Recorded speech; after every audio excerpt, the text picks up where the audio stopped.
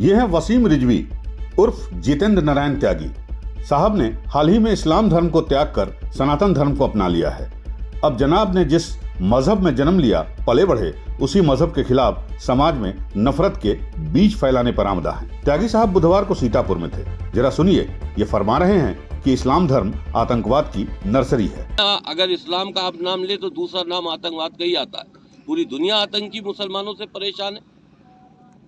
हम भी एक गुठन महसूस कर रहे थे। हम तो समझाने की बात कर रहे थे। हम विचार स्वतंत्र रूप से उनको सोचने का अधिकार दे रहे थे कि आप सोचो समझो फिर कबूल करो। रिजवी साहब, माफ कीजिएगा, त्यागी साहब ने कहा कि इस्लाम धर्म में उनका दम घुट रहा था और उसमें सुधार लाने की उनकी सारी कोशिशें बेकार हो गई।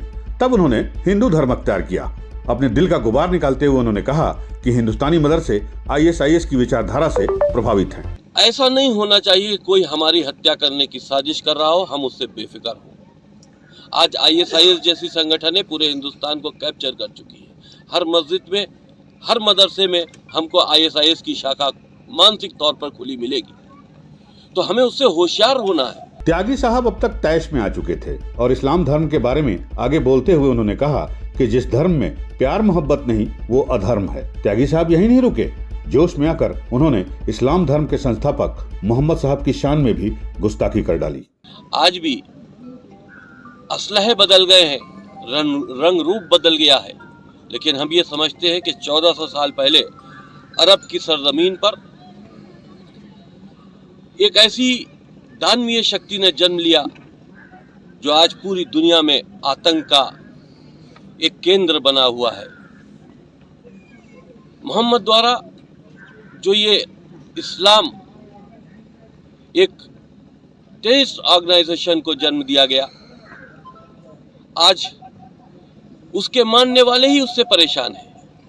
वसीम रिजवी यानी जितेंद्र नारायण त्यागी की इस्लाम धर्म पे की गई टिप्पणी पे सख्त ऐतराज जताते हुए देवबंद के उलेमा मुफ्ती असद कासमी ने त्यागी को चेतावनी दी है कि वो पैगंबर साहब की शान में कोई गुस्ताखी न करें।